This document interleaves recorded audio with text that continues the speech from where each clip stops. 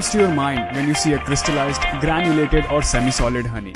There's a good chance that you might dismiss it as fake or adulterated honey, due to the popular myth that pure honey doesn't crystallize, but the reality is far from it. Contrary to the popular myth, crystallization of honey is a natural phenomenon. Natural honey after extraction from comb tends to crystallize sooner or later. The speed of crystallization depends on the source of flower from which honeybees collect nectar. For example, if honeybees collect nectar majorly from mustard flower, the honey is likely to crystallize faster, where acacia and jamun flower honey take several months or longer to crystallize. Crystallization is a process by which natural honey preserves itself and will not rot for ages. In fact, honey which was found in Egyptian pyramids was suitable for human consumption even after 3,000 long years. And yes, that honey was in crystallized form. The irony is that in India, even the educated class of consumers live with this myth. They perceive crystallized honey as fake and adulterated, in spite of clear instructions on the honey label.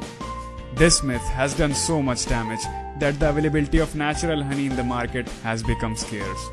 People selling genuine honey feel discouraged, while people selling synthetic honey and denatured honey are flourishing.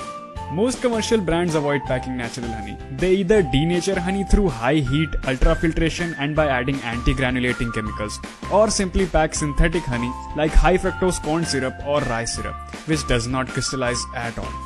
According to the recent data, more than 90% of mustard honey produced in India is exported. The beekeepers who extract this highly beneficial honey find it hard to sell it to the consumers because of the prevailing myth about the crystallization. Therefore, the only choice left for them is to sell this honey to the exporters at low prices. However, in developed countries like America and Europe, they don't have this kind of myth. They sell crystallized honey by labeling it as set honey, and that too at respectable price. Coming to the science of the crystallization process. Honey is a highly concentrated solution of monosaccharides called dextrose and levulose that constitute more than 70% of honey. When honey is present in clean wax comb, it is in the liquid form because honeybees maintain around 35 to 40 degrees of temperature. Once the honey is extracted from the comb, the dextrose, which is less soluble, tries to separate from the solution and form an anhydrous crystal, which is pale or white in color. The speed of this separation or crystallization process depends on 4 factors. The major one is the source of the flower, as each flower has a different ratio of dextrose and levulose in their nectar. If the quantity of dextrose is more, honey is likely to crystallize much faster. If it is less, then the crystallization process may take several months or longer. Another major factor is the presence of dust, pollen and wax particle in honey. They can act as nuclei of crystallization and therefore help crystallize honey faster. Temperature also plays an important role, as the colder temperature speeds up the crystallization process. That is why every label of honey around the world reads, "Do not refrigerate honey." This is because refrigeration hastens the process of crystallization. It also reads, "If honey is crystallized, keep in warm water or sunlight," because the honey comes back to liquid form when it reaches 40 degrees centigrade. Another factor is the period of immobility. Normally, if you're using honey daily, it will not crystallize because daily movement prevents crystals from settling down. But when it is left untouched, there is a very high chance that it will crystallize faster. The speed of crystallization affects the texture of crystallized honey.